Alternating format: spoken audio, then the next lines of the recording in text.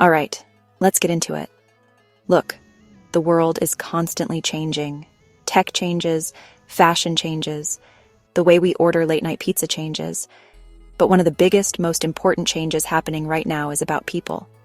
Specifically, who is having kids, where they are moving, and what they believe.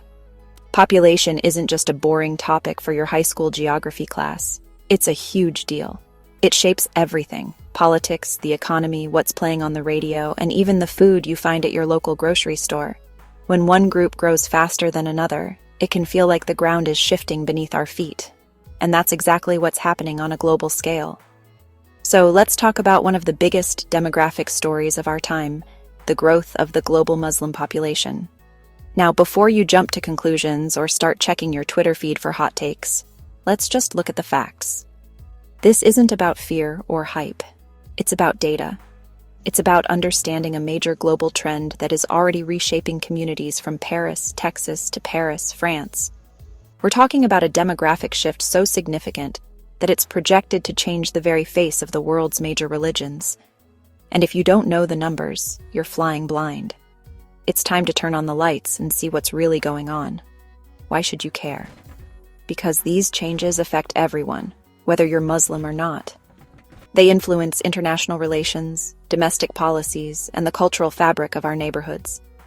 Understanding this trend is key to understanding the 21st century. It's about being informed, not just opinionated. We're going to break down how and why the Muslim population is growing so fast, especially in Western countries like the United States and across Europe. We'll look at the data, the reasons behind it, and what it might mean for the future. So grab a seat, because class is in session. This isn't some conspiracy theory cooked up in a dark corner of the internet. This is based on solid research from institutions like the Pew Research Center, which spends its time counting people so we don't have to. They've crunched the numbers, and the story they tell is fascinating. It's a story of birth rates, migration, and faith. It's a story about young people and new beginnings, and it's a story that is unfolding right now in real time. So let's dive deep, look at the evidence, and figure out what's actually happening with the world's second largest religion. So, let's get straight to the data. The numbers here are wild. Back in 2010, there were about 1.6 billion Muslims on the planet. That's a huge number, making Islam the second largest religion after Christianity. But here's where it gets interesting. Fast forward just 10 years to 2020. That number jumped to nearly 1.9 billion. That's an increase of 300 million people in a single decade. To put that in perspective, that's like adding almost the entire population of the United States to the faith in just 10 years. That's not slow growth, that's a full-on sprint. Now, let's compare that to other groups. The world's population is growing, but not all groups are growing at the same speed. The Muslim population is growing more than twice as fast as the overall world population. While the total number of humans grew by about 14% between 2010 and 2020, the Muslim population grew by a massive 25%. No other major religious group comes close to that rate. If this trend continues, and all signs point to yes, Islam is on track to become the world's largest religion by the second half of this century. That's a headline you can't ignore. Think about it like this. For every 4 people on Earth in 2010, 1 was a Muslim. By 2050, it's projected that nearly 1 in every 3 people will be. This isn't just happening in the Middle East or North Africa, the traditional heartlands of Islam. The growth is global. South and Southeast Asia, in countries like Indonesia, Pakistan, India, and Bangladesh, are home to the largest Muslim communities, and they are booming. Even in sub-Saharan Africa, the faith is spreading rapidly.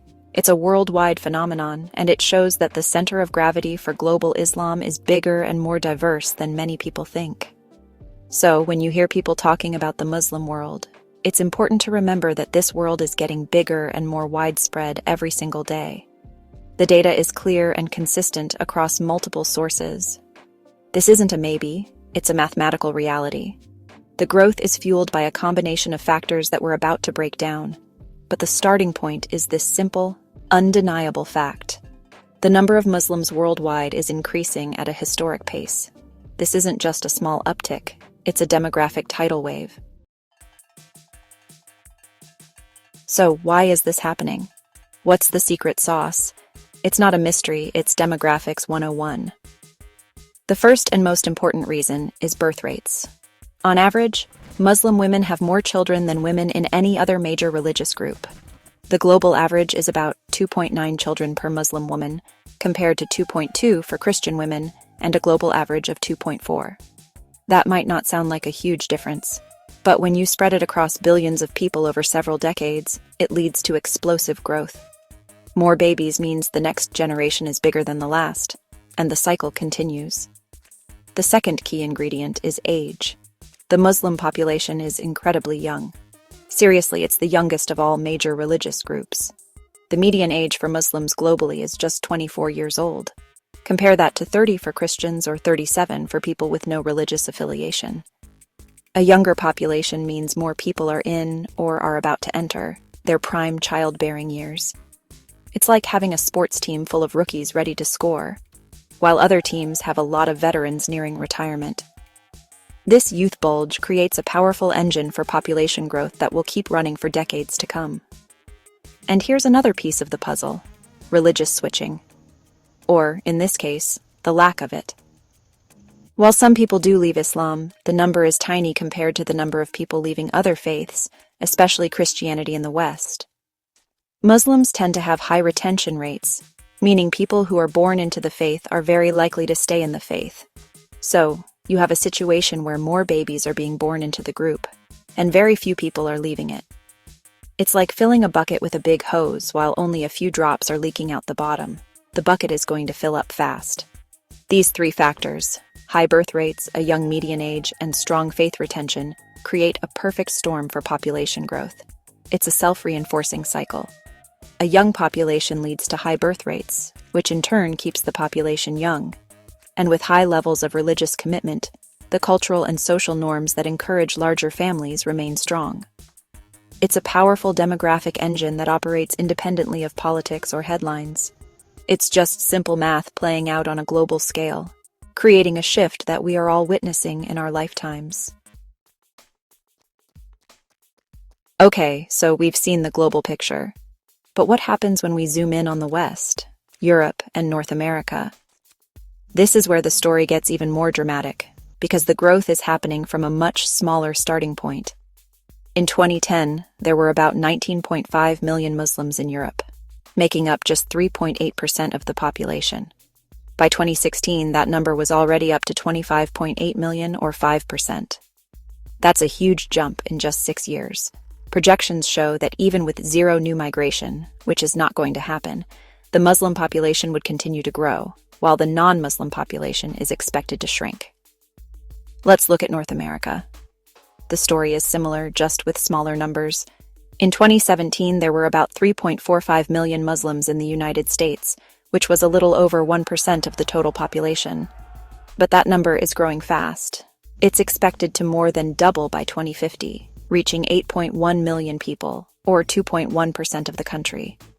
So while Muslims will still be a minority, they will be a much more visible and significant one. They're projected to become the second largest religious group in the US after Christians, surpassing the Jewish population. That's a major shift in the American religious landscape. Think about some of the country-specific numbers in Europe. In France, the Muslim population is projected to rise from 8.8% to over 17% by 2050 in a medium migration scenario. In the United Kingdom, it could go from 6.3% to over 16%. And in Sweden, a country that has taken in many refugees, the number could jump from 8.1% to a staggering 20%. These aren't just small increases. They represent a fundamental change in the demographic makeup of these nations. It's a faster transformation than many of these countries have ever experienced before. The key takeaway here is that while the absolute numbers are smaller than in Asia or Africa, the rate of change in the West is massive. When a population grows from 1% to 2%, it has literally doubled. When it goes from 5% to 10%, it has doubled again. This rapid growth makes the change feel more immediate and visible in Western societies. It impacts cities, schools, and public life in ways that are new and, for some, challenging. The story of Islam in the 21st century isn't just happening over there. It's happening right here, in our own backyards. So, what's driving this rapid growth in the West? Honestly, it boils down to two main engines working together: migration and birth rates. Let's start with migration. For the past few decades, Europe and North America have seen significant immigration from Muslim-majority countries. People have come for economic opportunities, to join family, or to escape conflict and instability in places like Syria, Iraq, and Afghanistan. This has directly added millions of Muslims to the populations of countries like Germany, Sweden, Canada, and the United States. This is the most visible part of the story, but migration is only half of it. The other, arguably more powerful engine is birth rates.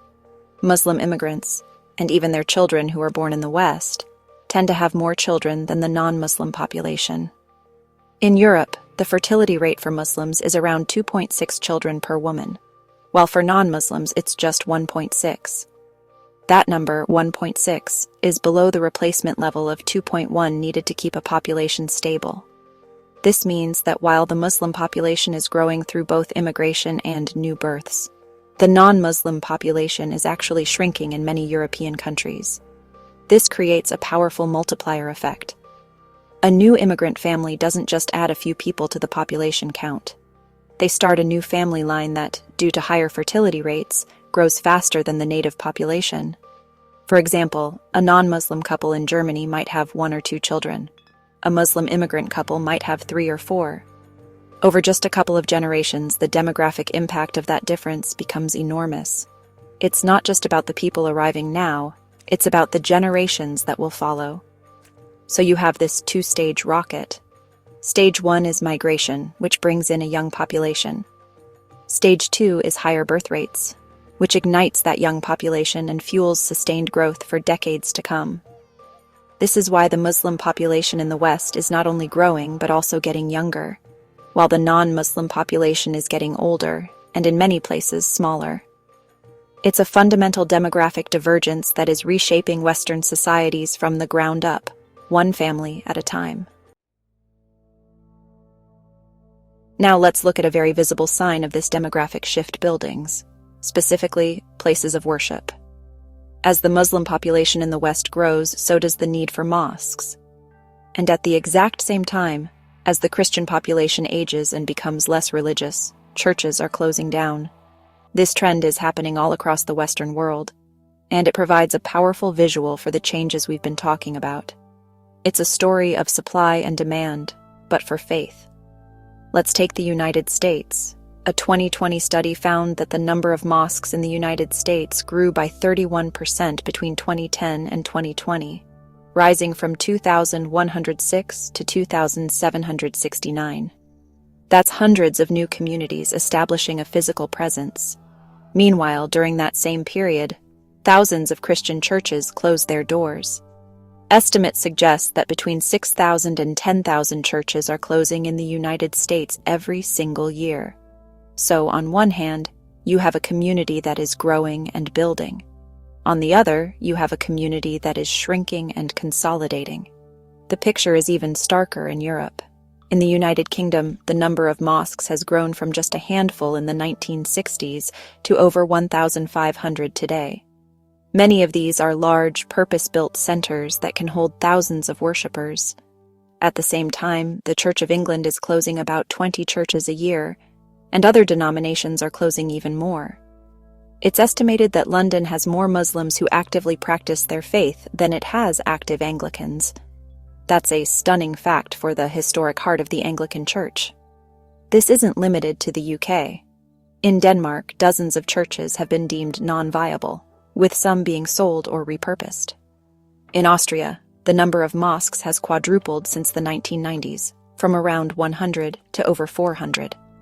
This construction of new religious infrastructure is a clear signal of a community putting down permanent roots. It shows that the Muslim population isn't just a temporary phenomenon of first-generation immigrants.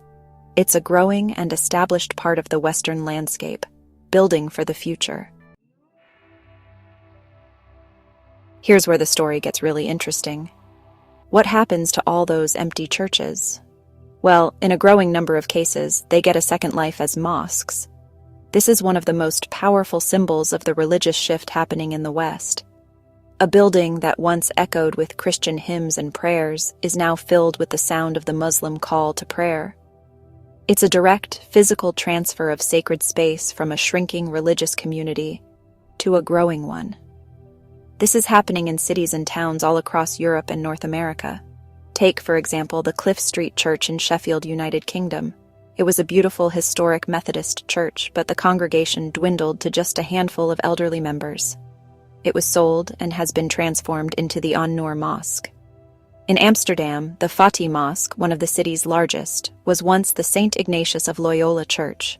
In Syracuse, New York, the former Holy Trinity Catholic Church, a grand building that served generations of German and Polish immigrants, is now Masjid Isa ibn Maryam, the Mosque of Jesus, Son of Mary. This trend makes perfect sense from a practical standpoint. Churches are often large, centrally located, and designed for public gatherings. For a growing Muslim community in need of a place to pray, buying a decommissioned church is often cheaper and easier than getting permission to build a new mosque from scratch, which can face local opposition. It's a pragmatic solution to a real estate problem. But the symbolism is impossible to miss. It's a tangible sign of cultural and religious change, written in stone and mortar. This conversion of sacred spaces represents more than just a real estate transaction. It shows a changing of the guard on a neighborhood level. For the remaining Christian residents, seeing their old church become a mosque can be an emotional and sometimes difficult experience, a reminder of the community they've lost. For the Muslim community, it represents a moment of arrival and establishment. It's a sign that they are no longer a guest community, but a permanent and integral part of the city's fabric, repurposing the past to build their future. Now, after all this talk of rapid growth, booming populations, and new mosques, it's crucial to hit the pause button and add some context. Let's be real. While the Muslim population is growing fast in the West, it's growing from a very small base. Muslims are, and will remain for the foreseeable future, a small minority in both Europe and North America. It's important to understand the difference between the rate of growth and the actual size of the population. A fast-growing group can still be a small group. Let's look at the numbers again. In Europe, even with high migration projections, the Muslim population is expected to be around 11.2% by 2050. That's a significant increase for sure, but it still means that nearly 90% of the population will not be Muslim. Talk of a Muslim takeover of Europe is not based in demographic reality.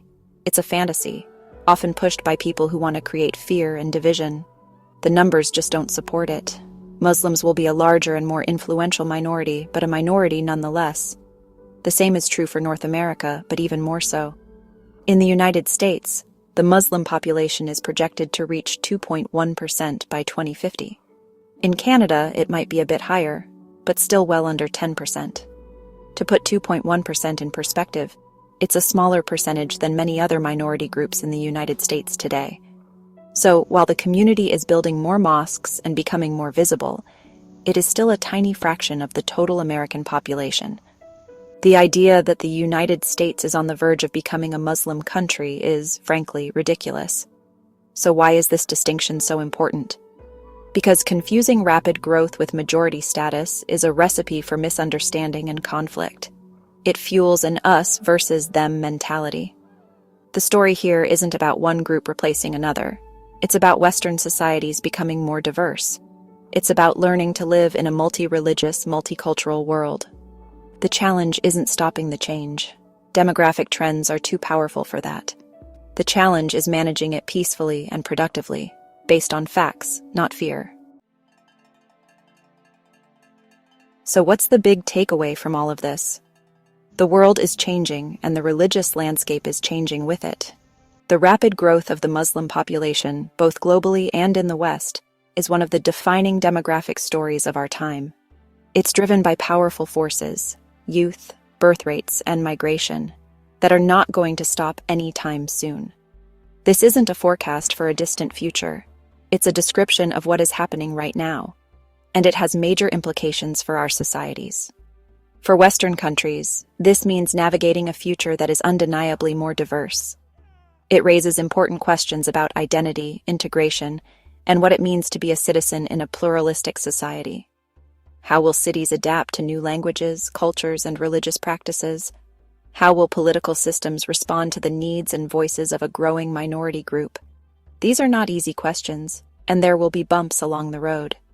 But ignoring them is not an option.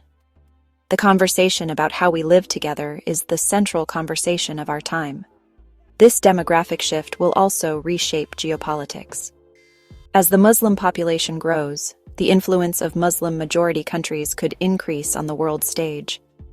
The relationship between the West and the Muslim world will become even more critical.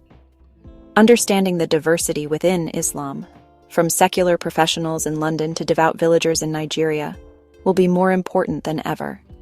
Stereotypes and one-size-fits-all policies will become not just ignorant but dangerous. A smarter, more nuanced approach is the only way forward. Ultimately, this story is about people. It's about families seeking better lives, about communities building new homes, and about faith finding new expressions in new lands. The numbers are important because they help us understand the scale of the change. But behind the numbers are human stories of hope, struggle, and adaptation.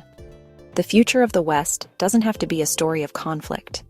It can be a story of evolution. It can be a story of how old societies learn to embrace new people and new ideas, and in the process, become something stronger and more vibrant than before. The choice, as always, is ours.